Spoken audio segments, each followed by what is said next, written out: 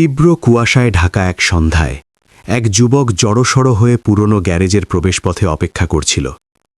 তার একটা কাজ ভীষণ প্রয়োজন ছিল, কিন্তু ভেতরে বসে থাকা মালিকের ভাইজি তাকে দেখে এমন এক সিদ্ধান্ত নিল যাতে পুরো দৃশ্যপট পাল্টে গেল। শীতটা ছিল হাড় কাঁপানো, এতই কনকনে যে চারপাশের রাস্তাঘাট সম্পূর্ণ জনশূন্য হয়ে পড়েছিল। পাহাড়ি শহরের পুরনো সেই গ্যারেজটার বাইরে দাঁড়িয়ে থাকা ছেলেটির জ্যাকেট কালিতে মাখা ছিল, মাথার চুল উস্কো খুস্কো এবং শরীরটা ঠান্ডায় জমে যাচ্ছিল। তবে তার চোখে একটা না ছোড়বান্দা ভাব স্পষ্ট ছিল। ছেলেটার নাম তারিক। বগলে চেপে রাখা পুরনো ডায়েরিতে কিছু দরকারি নথিপত্র আর একটা অসম্পূর্ণ বায়োডাটা। বেশ কয়েক সপ্তাহ ধরে সে রোজগারের আশায় ঘুরছে, কখনো চায়ের দোকান, কখনো কারখানা, কখনো গুদামঘর। সবখান থেকে একটাই জবাব মিলেছে, লোক নেওয়া হবে না। কিন্তু আজকের দিনটা ছিল একটু আলাদা। পেটে খিদে, পকেটে মাত্র কয়েক টাকার নোট, আর মাথা গোজার কোনো আশ্রয়ও জুটছিল না। ওই গ্যারেজটা পুরনো হলেও ওই এলাকায় বেশ নাম ডাকছিল। সাইনবোর্ডে জলজল করছিল চৌধুরী অটোমোবাইলস। ভেতর থেকে জোরালো আলো আসছিল এবং কিছু মেকানিক কাজ করছিল। তারিক দীর্ঘশ্বাস ফেলে মূল দরজার দিকে এগোল। সে ভেতরে ঢুকতেই মেঝেতে কাদামাখা জুতোর ছাপ বসে গেল। গ্যারেজের কয়েকজন কর্মী তার দিকে বাঁকা চোখে তাকাতে শুরু করল। একজন বিরক্তি নিয়ে বলল, এটা আবার কে? এই রাতে এমন ভিখারির মতো কে এলো?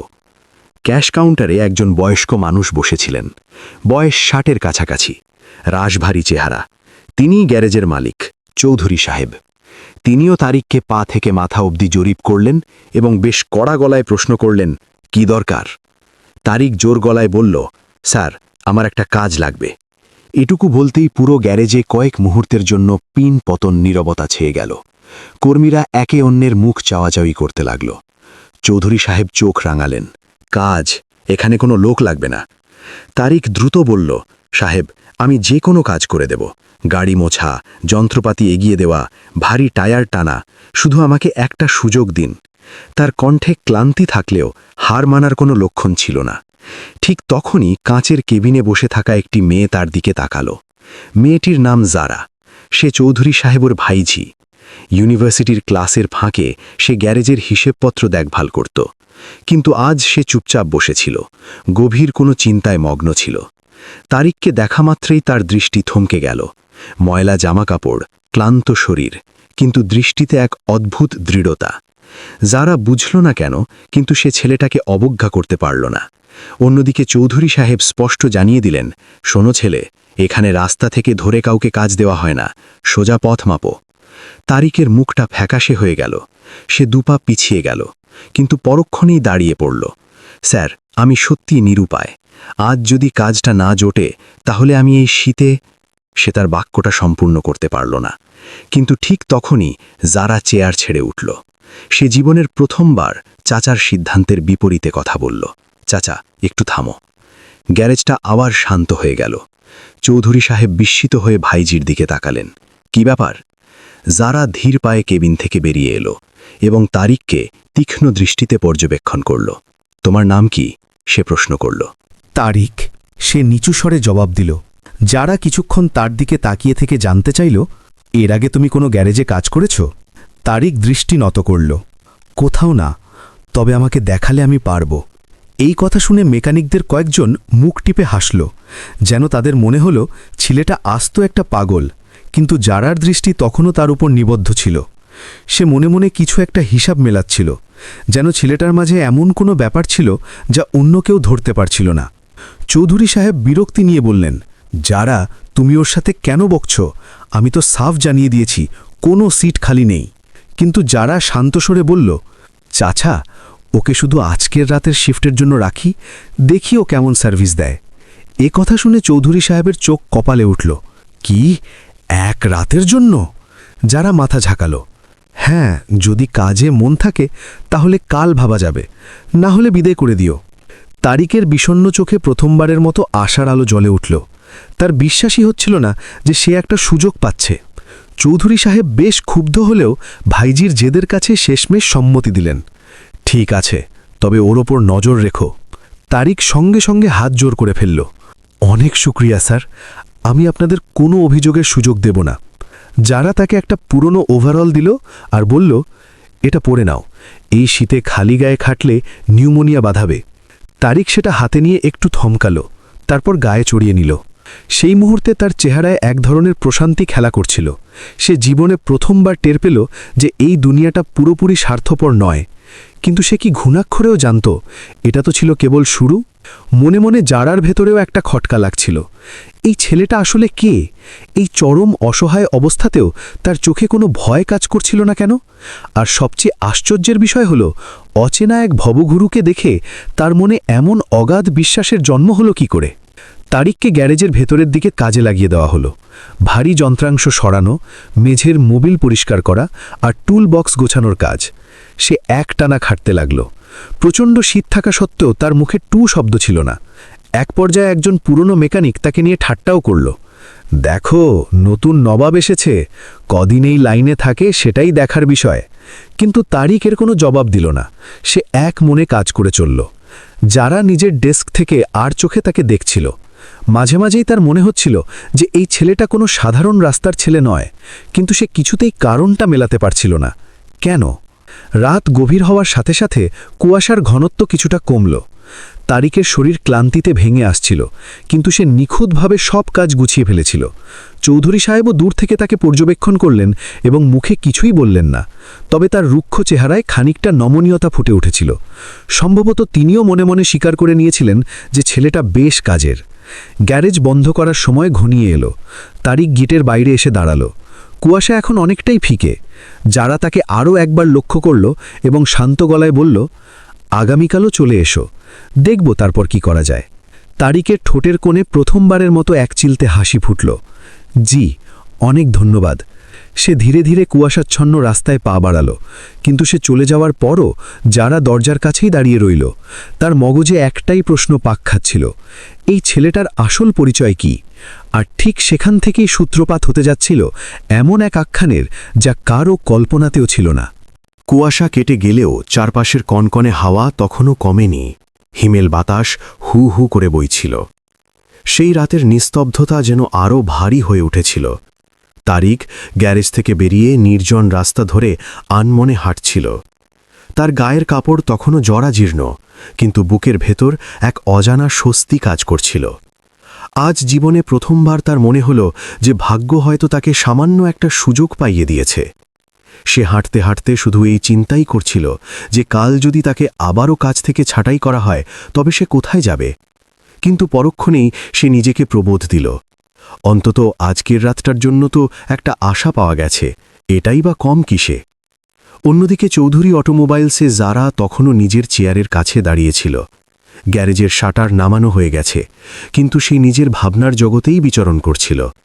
তার মস্তিষ্কে বারবার সেই অচেনা ছেলেটার ছবিই ভেসে উঠছিল।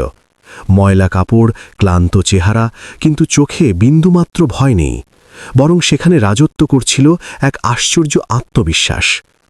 চৌধুরী সাহেব চাবি ঘোরাতে ঘোরাতে ডাকলেন, যারা, এবার বাড়ির দিকে চলো।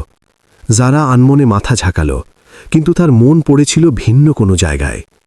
নিজের ঘরে ফিরেও যারা একদম নিশ্চুপ ছিল। রাতের খাবার টেবিলেও সে তেমন একটা রাগ আড়ল না। তার মা কৌতূহলী হয়ে প্রশ্ন করলেন, কিরে, আজ কি হয়েছে, মুখ গোমড়া কেন? যারা ম্লান হেসে উত্তর দিল, তেমন কিছু না মা, শুধু একটু দুর্বল লাগছে। কিন্তু ভেতরের সত্যটা ছিল সম্পূর্ণ আলাদা। তার মগজের ভেতর অজস্র প্রশ্নের মিছিল চলছিল। তারিক কে? সে কেন এতটা বিপন্ন অবস্থায় এখানে এলো? আর সবচেয়ে বড় কথা, সে চরম বিপদেও বিনা দ্বিধায় কাজ করার এই স্পর্ধা পেল কোথা থেকে? এদিকে তারিক একটা পরিত্যক্ত বাসস্টপের বেঞ্চিতে আশ্রয় নিয়েছিল। ওটাই ছিল তার আজকের রাতের ঠিকানা। সে নিজের ছেঁড়া ব্যাগটা মাথার নিচে বালিশের মতো রাখল এবং শরীরটাকে গুটিয়ে শুয়ে পড়ল। কনকনে উত্তরে হাওয়া তার শরীর ভেদ করে যাচ্ছিল, কিন্তু সে নিজেকে শক্ত রাখল। সে তার ডায়েরিটা খুলল এবং ভেতরে সযত্নে রাখা কিছু কাগজ নেড়েচেড়ে দেখল। একটা বাতিল আইডি কার্ড, একটা আঁধো লেখা সিভি আর একটা বিবর্ণ হয়ে যাওয়া ছবি। ছবিটাতে একটা ছোট ছেলে দাঁড়িয়ে আছে, বয়স বড়জোর ৮-৯ বছর।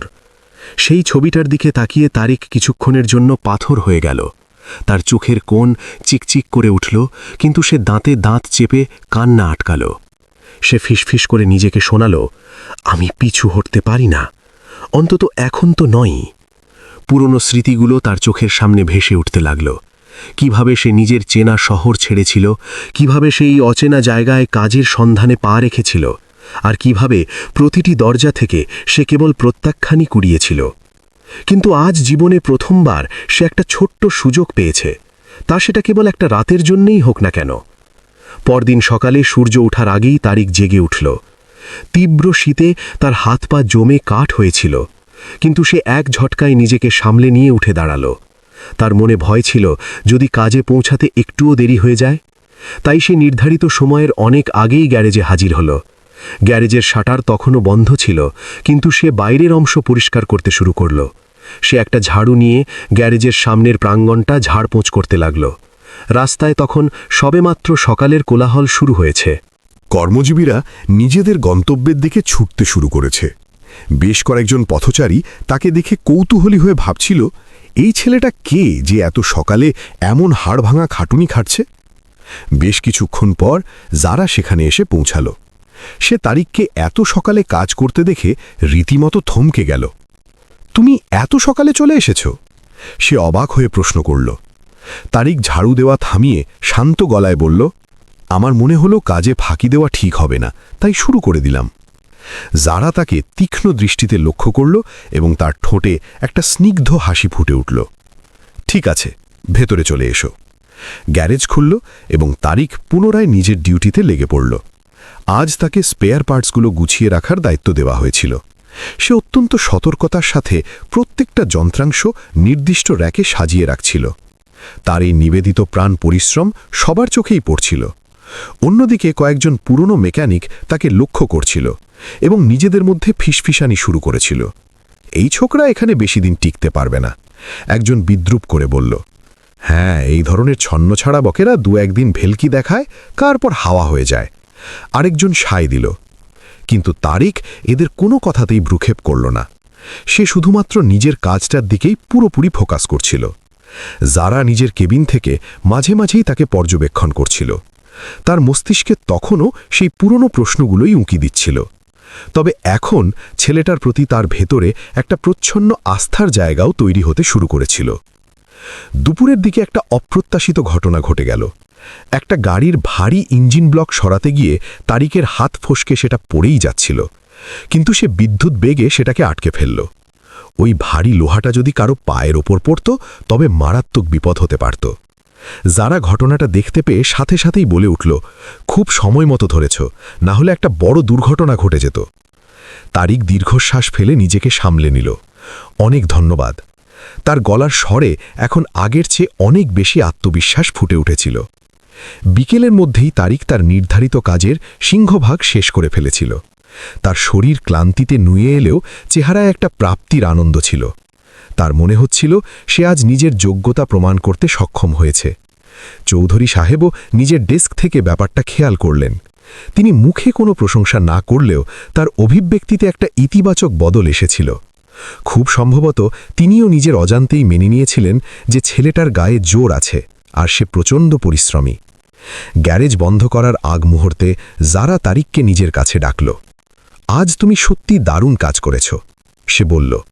তারিক আলতো করে হাসল। আমি নিজের সেরাকা দেওয়ার চেষ্টা করছি মাত্র। যারা কয়েক সেকেন্ড নীরব থেকে বলল, আগামীকালও ডিউটিতে এসো, তবে এবার আর এটা কোনো পরীক্ষামূলক শিফট থাকছে না। তারিক হতবাক হয়ে তার দিকে তাকাল। এর মানে? যারা স্পষ্ট স্বরে বলল, এর মানে হলো এখন থেকে তুমি এখানে নিয়মিত কাজ করতে পারো, যদি না তুমি নিজে থেকেই চাকরি ছেড়ে চলে যাও। তারিক কিছুক্ষণের জন্য পুরোপুরি বাকরুদ্ধ হয়ে রইল। তার বিশ্বাসই হচ্ছিল না যে সে এত সহজে একটা স্থায়ী চাকরি জোগাড় করে ফেলেছে। সে কাঁপা গলায় বলল, অসংখ্য ধন্যবাদ, আমি আপনাদের বিশ্বাসের মর্যাদা রাখব। যারা জীবনে প্রথমবার তারিকের চোখের দিকে সরাসরি তাকাল, সেখানে সে এমন একটা জিনিস আবিষ্কার করল যা গ্যারেজের অন্য কেউ দেখতে পায়নি। একটা বিধ্বস্ত ও ক্ষতবিক্ষত মানুষ, কিন্তু ভেতর থেকে ইস্পাতের মতো কঠিন। আর ঠিক সেই মুহূর্ত থেকেই যারার মনে এমন এক নতুন অনুভূতির সঞ্চার হচ্ছিল, যার নাম কেবলই দয়া বা সহানুভূতি ছিল না। তারিক গ্যারেজ থেকে বাইরে পা রাখল, কিন্তু এবার তার পদচারণা আগের মতো ধীর বা ভারী ছিল না। এখন তার প্রতিটি পদক্ষেপে একটা নতুন আশার সঞ্চার হয়েছিল। কিছুটা দূরে দাঁড়িয়ে থাকা যারা তার যাওয়ার পথের দিকে তাকিয়েছিল। তার মনের গহীনে জন্ম নেওয়া সেই পুরনো প্রশ্নটা এখন আরও জেঁকে বসেছিল। এই ছেলেটা কেন নিজের আসল অতীত সবার কাছ থেকে লুকিয়ে রাখছে? আর ঠিক এই অমীমাংসিত প্রশ্নের হাত ধরেই তাদের এই আখ্যান এবার এক সম্পূর্ণ অচেনা ও রোমাঞ্চকর বাঁকের দিকে মোড় নিচ্ছিল। বিকেলের পরন্ত বেলা, আকাশে তখন সিঁদুরে মেঘের আভা, এবং গ্যারেজের ভেতরে রোজকার মতোই ব্যস্ততা আর শব্দ চলছিল। তারিক এখন পুরোপুরি এখানকার একজন কর্মী হয়ে উঠেছে, কিন্তু আজকের দিনে তার মনটা যেন আগের মতো স্থির ছিল না।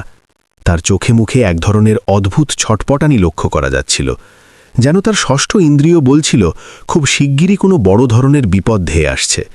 যারাও আজ তাকে বেশ কয়েকবার আর চোখে খেয়াল করেছে। সে অন্য দিনের তুলনায় একদমই কথা বলছিল না এবং বারবার গ্যারেজের মেইন গেটের দিকে উকি দিচ্ছিল। কি ব্যাপার, আজ তোমাকে এমন নার্ভাস দেখাচ্ছে কেন? যারা শেষমেশ কৌতূহল সামলাতে না পেরে জিজ্ঞেস করেই বসল। তারিক একটা মেকি হাসি দেওয়ার ব্যর্থ চেষ্টা করল। তেমন কিছু না, শুধু একটু পরিশ্রান্ত হয়ে পড়েছি। কিন্তু তার অস্থির চোখ দুটো স্পষ্ট বুঝিয়ে দিচ্ছিল যে সে ডাহা মিথ্যে কথা বলছে। সূর্য যখন পুরোপুরি ডুবে গেল, ঠিক তখনই গ্যারেজের বাইরে একটা চকচকে সাদা এসইউভি এসে ব্রেক কষল। গাড়িটাকে দেখা মাত্রই তারিক যেন বিদ্যুৎস্পৃষ্ট হল। এক নিমিষেই তার চেহারার রং ফ্যাকাশে হয়ে গেল। যারা তারিকের এই আকস্মিক পরিবর্তনটা খুব পরিষ্কারভাবেই লক্ষ্য করল। কি হয়েছে তোমার? সে পুনরায় প্রশ্ন করল, কিন্তু এবার তারিক টু শব্দটিও করল না। সে শুধু বিড়বিড় করে বলল, আমাকে এক্ষুনি বেরোতে হবে। যারা রীতিমতো হতবাক হয়ে গেল। এই ভর সন্ধ্যায়? কিন্তু কেন? তারিক ক্যাশ কাউন্টারের দিকে একবার ঘাড় ঘুরিয়ে তাকালো, তারপর কাঁপা কাঁপা গলায় বলল, আমি জানতাম এখানে বেশি দিন লুকিয়ে থাকা যাবে না। আমি আসলে ফেরারি ছিলাম। এই কথা শোনা মাত্রই যারা সহ গ্যারেজে উপস্থিত মেকানিকরা চমকে উঠল। ফেরারি ছিলে? কিন্তু কাদের ভয়ে? যারার কণ্ঠস্বর অজান্তেই বেশ তীক্ষ্ণ হয়ে উঠল। ঠিক সেই মুহূর্তে গ্যারেজের বাইরে থেকে কয়েকজন সুঠামদেহী লোক ভেতরে প্রবেশ করল। তাদের পরনে দামি জ্যাকেট এবং চেহারায় একটা হিংস্র ভাব। তাদের মাঝখান থেকে একজন তারিককে দেখামাত্রই বলে উঠল, যাক, অবশেষে ইঁদুরটাকে পাওয়া গেল। তুমি তো অনেক লম্বা দৌড় দিয়েছিলে হে। যারা পুরো ব্যাপারটায় থতমত খেয়ে গেল। এই লোকগুলো আসলে কারা সে জানতে চাইল। তারিক ধীরে ধীরে নিজের চোখজোড়া বন্ধ করল এবং তারপর উত্তর দিল, এরা আমার আগের কাজের জায়গার মালিক নয়। এরা হলো সেই কর্পোরেট ফার্মের লোক যেখানে আমি একসময় চাকরি করতাম। চৌধুরী সাহেবও নিজের ডেস্ক থেকে উঠে এলেন। লোকগুলোর মধ্যে থেকে একজন সামনে পা বাড়িয়ে বলল, আপনাদের এই মেকানিক ছেলেটা মোটেও সাধারণ কেউ নয়। ও আমাদের ফার্ম থেকে কোটি টাকার দামি গাড়ির ব্লুপ্রিন্ট চুরি করে পালিয়েছে। গোটা গ্যারেজের পরিবেশ নিমিষেই থমথমে হয়ে গেল। যারা তীক্ষ্ণ দৃষ্টিতে তারিকের দিকে তাকালো, তার চোখের তারায় অনেকগুলো প্রশ্ন ওকি দিচ্ছিল। খানিকটা ক্ষোভ, আবার খানিকটা অবিশ্বাসও। ওরা যা বলছে তা কি সত্যি? সে নিচু গলায় প্রশ্ন করল। তারিকের দৃষ্টি মেঝের দিকে নিবদ্ধ হল। আমি কোনো ডিজাইন চুরি করিনি, আমাকে ইচ্ছা করে ফাঁসিয়ে দেওয়া হয়েছিল। সে অত্যন্ত ভারী গলায় উত্তর দিল। কিন্তু সেখানে উপস্থিত কেউই তার কথায় কর্ণপাত করতে রাজি ছিল না। বাইরে দাঁড়িয়ে থাকা সাদা গাড়িটার দরজা খুলে গেল এবং আরও একজন ব্যক্তি বাইরে বেরিয়ে এলো। তাকে দেখা মাত্রই তারিক মানসিকভাবে পুরোপুরি বিধ্বস্ত হয়ে পড়ল। আপনি? তারিক থরথর করে কাঁপতে কাঁপতে বলল। সেই ছিল সেই অটোমোবাইল ফার্মের প্রধান সুপারভাইজার যে তাকে চুরির ওই মিথ্যে ফাঁদে ফেলেছিল। লোকটা একটা শয়তানি হাসি হেসে বলল, এবার আর পালানোর কোনো রাস্তা খোলা নেই তারিক। যারা এখন চূড়ান্ত রকম বিভ্রান্ত। সে কিছুতেই সমীকরণ মেলাতে পারছিল না যে আসলে সত্য কোনটা আর মিথ্যা কোনটা। তারিক হঠাৎ করেই জারার দিকে চোখ ফেরালো। আমি তোমার সাথে কোনো বেইমানি করিনি, আমি শুধু নিজেকে নির্দোষ প্রমাণ করার জন্য একটা শেষ সুযোগ খুঁজছিলাম। কিন্তু ঠিক তখনই দূর থেকে পুলিশের সাইরেন বাজতে বাজতে একটা জিপ এসে থামল। তারিককে হাতকড়া পরানোর প্রস্তুতি শুরু হয়ে গেল। ঠিক সেই মুহূর্তে যারা অপ্রত্যাশিতভাবে সামনে এসে দাঁড়ালো। স্টপ! সে বেশ জোর গলায় ধমক দিয়ে উঠল। সবাই চমকে গিয়ে থেমে গেল। যারা একবার তারিকের দিকে তাকালো এবং তারপর লোকগুলোর দিকে ফিরে বলল, ও যদি আসলেই বড় মাপের চোর হতো তবে সামান্য একটা গ্যারেজে লুকিয়ে মেকানিকের কাজ করত না। ও এতদিনে অনেক দূরে কোথাও পালিয়ে যেত। পুরো গ্যারেজের থমথমে পরিস্থিতি এক নিমেষে পাল্টে গেল। তারিক জীবনে প্রথমবার জারার দিকে একটা কৃতজ্ঞতার দৃষ্টি নিয়ে তাকালো। যারা কয়েক কদম এগিয়ে গিয়ে সোজা কোম্পানির ওই লোকটার মুখোমুখি দাঁড়ালো। আপনাদের কাছে চুরির কি প্রমাণ আছে? লোকটা একটু হকচকিয়ে গেল। আমাদের কোম্পানির সার্ভার রেকর্ড। যারা 1 সেকেন্ডও দেরি না করে জবাব দিল। সার্ভারের ডেটা তো যে কেউ ম্যানিপুলেট করতে পারে। এরপর সে তার চাচার দিকে ইশারা করল। চৌধুরী সাহেব এতক্ষণে পুরো চালটা বুঝতে পারছিলেন। তিনি গম্ভীর কণ্ঠে বললেন, আগে পুলিশের ফেয়ার ইনভেস্টিগেশন হবে। আসল সত্যটা যাচাই না করে কেউ আমার গ্যারেজ থেকে কোনো কর্মীকে তুলে নিয়ে যেতে পারবে না। কোম্পানির লোকগুলো এই অপ্রত্যাশিত বাধায় কিছুটা ঘাবড়ে গেল। তারিকের মনে হচ্ছিল তার জীবনের শেষ অধ্যায়টা বোধহয় চলেই এসেছে। কিন্তু তখনই গল্পের সবচেয়ে বড় মোড়টা ঘুরে গেল। যারা নিজের পকেট থেকে স্মার্টফোন বের করে একটা গোপন অডিও ক্লিপ প্লে করে দিল। সেখানে ওই সুপারভাইজারের গলা স্পষ্ট শোনা যাচ্ছিল। সে কাউকে বলছিল, তারিককে বলির পাঠা বানানো সবচেয়ে সোজা। ব্লুপ্রিন্ট চুরির সব দায় ওর ঘাড়েই চাপিয়ে দেব। গোটা গ্যারেজে পিন পথন স্তব্ধতা নেমে এলো। তারিকের চোখের কোণ বেয়ে জল গড়িয়ে পড়ল। তুমি? সে অবিশ্বাসের দৃষ্টিতে জারার দিকে তাকালো। জারা মৃদু স্বরে বলল, তুমি যেদিন প্রথমেই গ্যারেজে পা রেখেছিলে, আমার সেদিন থেকেই খটকা লেগেছিল যে তুমি কিছু একটা লুকাচ্ছ। পুলিশ সাথে সাথে ওই দুর্নীতিবাজ সুপারভাইজারকে অ্যারেস্ট করল। কোম্পানির লোকেরা মাথা নিচু করে পিছিয়ে গেল। তারিক অবশেষে কলঙ্ক মুক্ত হল। কিন্তু গল্পের আসল চমক তখনও উন্মোচিত হওয়া বাকি ছিল। তারিক জারার দিকে ফিরে তাকালো এবং বলল, তুমি আজ আমার পুরো জীবনটা ধ্বংসের হাত থেকে বাঁচালে। কিন্তু আমি কেন এই অচেনা শহরে এসেছিলাম তার পেছনের কারণটাও একটা বড় সত্যি। যারা অবাক হয়ে চুপ করে রইল। তারিক ধীরে ধীরে নিজের ব্যাগটা খুলল এবং সেখান থেকে একটা পুরনো চিঠি বের করে আনল। আমি এই পাহাড়ি শহরে শুধু তোমাকেই খুঁজতে এসেছিলাম, কারণ তুমি আমার হারিয়ে যাওয়া ছোটবেলার বন্ধু। জারার হাত থেকে ফোনটা মাটিতে ছিটকে পড়তে পড়তে বেঁচে গেল। মানে কি বলছো এসব? সে কাঁপা কাঁপা গলায় বলল। তারিক আলতো করে হাসল। আর ওই যে অটোমোবাইল ফার্মের কথা এরা বলছে, ওটা আসলে তোমার চাচার নয়, আমার মৃত বাবার তৈরি করা কোম্পানি ছিল। দশকের পুরনো এক সত্যি আজ সবার সামনে উন্মুক্ত হয়ে পড়েছিল। গ্যারেজের সবাই বিস্ময়ে হতবাক। তাদের এই গল্পটা এখানেই হয়তো শেষ হয়নি, বরং এখান থেকেই একটা নতুন জীবনের অধ্যায় শুরু হতে চলেছিল।